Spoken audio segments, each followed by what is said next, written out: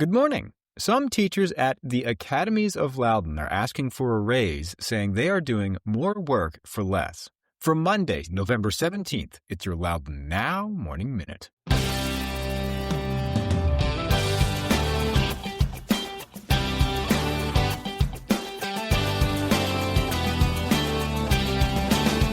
Thanks for being with us. I'm Rence Green.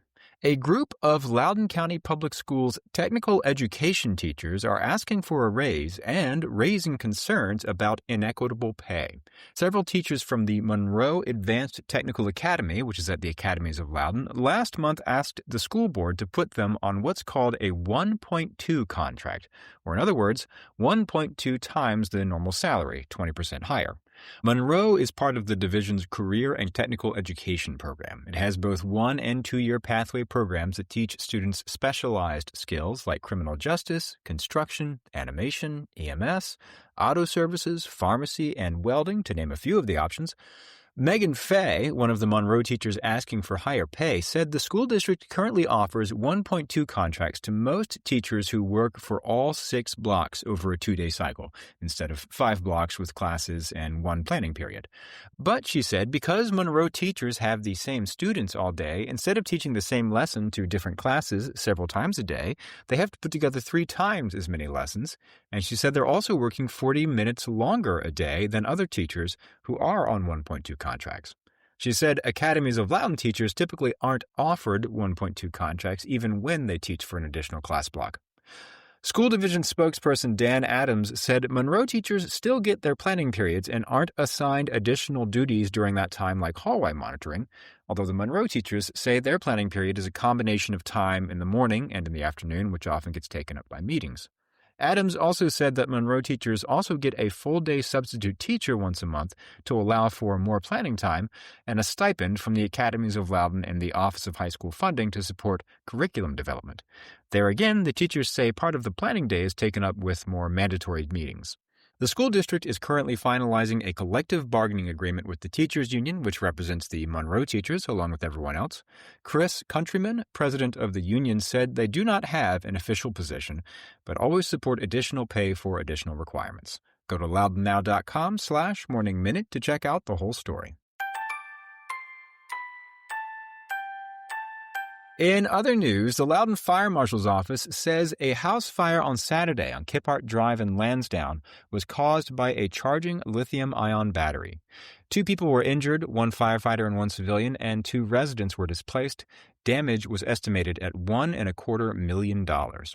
According to the fire marshal's office, the residents had plugged in a lithium-ion battery pack to charge and were alerted by the home's smoke alarms before discovering the resulting fire.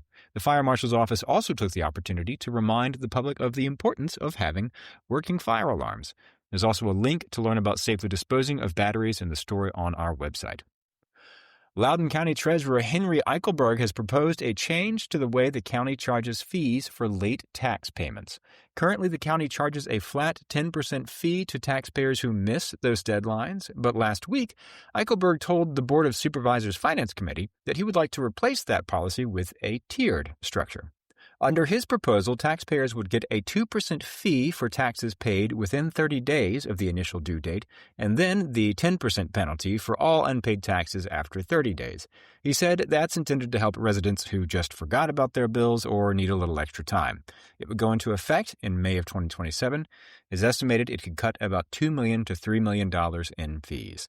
The proposal is on its way out of committee to the full Board of Supervisors for a decision. And a project to open the doors to data centers in Leesburg's Eastern Gateway District has been put on hold. The Peterson Company's project envisions 3 data center buildings on a 107-acre parcel at the corner of East Market Street and Battlefield Parkway. The Peterson Company's project envisions 3 data center buildings on a 107-acre parcel at the corner of East Market Street and Battlefield Parkway. They also plan to develop 3 buildings for business tenants and 22 acres of public parkland. The Planning Commission had already recommended denying this application. The proposal was set to go before the Leesburg Town Council for a final decision, but the developer asked to put that on hold. Vice Mayor Todd Semino Johnson wrote to Loudoun Now that the pause reflects the community's concerns about the proposal, and the developers are now going to go out and hold meetings with the nearby communities. Get the full story on this and all these stories over at loudounnow.com. On today's Get Out Loudon calendar, the Rust Library in Leesburg is hosting a Jane Austen listen-along. Listen to the audiobook of Lady Susan while sipping tea, cross-stitching, completing a puzzle, or coloring. It starts at 6 p.m. Check out the rest of the events calendar at getoutloudon.com. And if you like the Morning Minute, host a Morning Minute listen-along with all your friends. It's not exactly famous literature, but it is a lot shorter of an evening. And subscribe wherever you get your podcasts, and it'll be waiting for you there every morning. Okay.